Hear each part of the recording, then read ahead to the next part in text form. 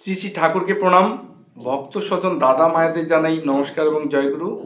আজকের আলোচ্য বিষয় ভক্তের কি করে দুঃখ দূর হলো। শ্রী শ্রী ঠাকুরের এক ভক্ত ছিল, নাম হারান দাস। সেই হারান দাসের এত দুঃখের কোনো পরিসীমা নাই। তার স্ত্রী পুত্র না খেয়ে না দিয়ে দিনেতিপাত করে, প্রতিবেশীরা সাহায্য দিতে দিতে অপারক। তারা জানিয়েছে যে ভাই আমরা আপনাকে সাহায্য করতে পারবো না, এরকম অনেকে মুখের উপর বলেই দিয়েছে। এই হারান দাসকে কোনো এক ভক্ত বলছে যে ঠাকুর বাড়িতে যান, ঠাকুরের আশীর্বাদ যদি হয় তাহলে আপনার দুঃখ দূর হবে, আপনি ঠাকুরকে যাই নিবেদন করেন। সেই পরামর্শ মতো হারান দাস কী করলেন, ঠাকুর বাড়িতে গেলেন। ঠাকুর বাড়িতে ঠাকুরের সঙ্গে আবেদন নিবেদন করার জন্য ঠাকুরের সান্নিধ্যে গেলেন। ঠাকুরকে প্রণাম জানিয়ে ঠাকুরকে বললেন যে ঠাকুর, আমার দুঃখের পরিসীমা নাই, আমার সংসার অচল অবস্থা, আমার স্ত্রীপুত্র অনেক সময় অনাহারে অদ্যাহারে দিনাতিপাত করে, আমি কোনোভাবেই সংসারের হাল ঠিক মতো ধরতে পারছি না। ঠাকুর দয়া করে যদি আপনি আমাকে কোনো পরামর্শ উপদেশ দেন তাহলে আমার জন্য অনেক কল্যাণের হবে ঠাকুর। এরকম হারান দাস ঠাকুরকে দুঃখের কথা জানিয়ে দিলেন। ঠাকুর বললেন, তার কথা শুনতে শুনতে পরামর্শ দিলেন যে হারান দাস, তুমি আমাকে কুমড়ো খাওয়াতে পারবে?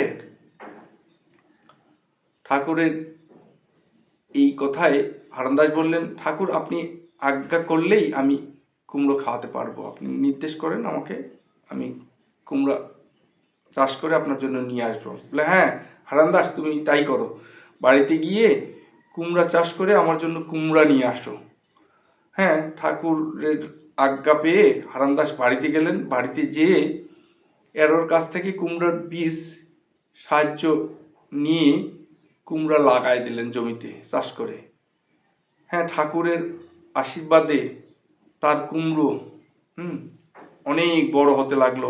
একটা 10 কেজি 12 কেজি এরকম অনেক বড় মাপের, 5 কেজি 10 কেজি এরকম অনেক বড় বড় কুমড়াও হয়ে গেল।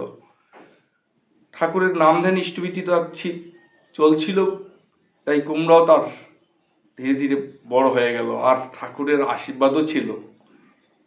এই বড় বড় কুমড়া দুটো নিয়ে ঠাকুরের কাছে গেলেন, ঠাকুরকে যে নিবেদন করলেন যে ঠাকুর, আপনার আশীর্বাদে আমার কুমড়া অনেক বড় বড় হয়েছে। বলছে ঠিক আছে, তুমি বাকি কুমড়োগুলো বাজারে বিক্রি করে সংসার চালাও, এভাবে তুমি ওই পরম দয়ালের জন্য কিছু প্রতিবার চাষ করলে কিছু নিয়ে আসবে, তোমার দিন ভালোই যাবে। ঠাকুর আশীর্বাদ করে দিলেন। হ্যাঁ, এইভাবে হারান দাসের ঠাকুরের আশীর্বাদে ওই দিন ভালো চলতে লাগলো। সেবার সে কুমড়া বিক্রি করলো, পরবর্তীতে আরও যে সবজি লাগালো সেগুলো সুন্দর হয়ে আসলো। সেগুলো সে ঠাকুর বাড়িতে প্রথম যে সবজিগুলো ঠাকুরকে দিয়ে আসতো। এইভাবে সে বাকিগুলো বিক্রি করলো। আস্তে আস্তে তার অনেক উন্নতি বা অনেক সফলতা আসলো। এইভাবে ঠাকুরের আশীর্বাদে হারান দাসের যে একটা স্নায়ুগুলো, নিথর স্নায়ুগুলো সবল সতেজ হলো। যেভাবে তার দিন চলছিল না, সেই হারান দাস নিজের কল্যাণের সাথে সাথে পরবর্তী 8-10 জনের কল্যাণ করতে পারলো। মানে তাদেরও কাজে সহযোগিতা নিয়ে, মানে তাদেরকে যে কাজে সুযোগ করে দিয়ে তাদেরও সংসারের যে একটা অভাব অনটন দূর করতে সহযোগিতা করতে পারলো।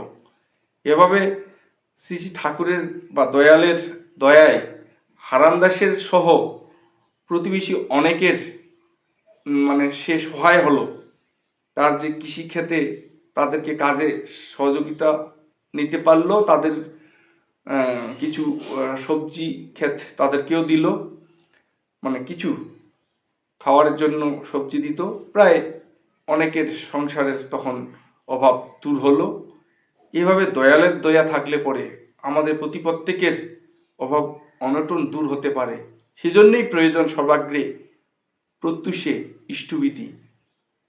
সর্বকর্মারম্ভে ইষ্টভীতি দেওয়ার পরে সকাল আর সন্ধ্যা ব্রহ্ম মুহূর্তে 2 বার উপাসনা আরাধনা করতে হয়, ঠাকুরের প্রার্থনা, এবং সেই সাথে সাথে যাজন করতে হয় মানুষকে উদ্বুদ্ধ। কলিযুগের শ্রেষ্ঠ ধর্ম হচ্ছে দান, আর ঠাকুর অনুকূলচন্দ্র তাই বলছে যে ধর্মদান হচ্ছে শ্রেষ্ঠ দান, সব দানের চেয়ে ধর্মদানই হচ্ছে শ্রেষ্ঠ দান। কাজেই যাজনের মধ্য দিয়ে ধর্মদান করা যায়। আসেন সকলে আমরা যাজনে ব্রতী হই, আগে নিজে যজন করি, তারপর যাজন করে মানুষকে ধর্মদান করার চেষ্টা করি।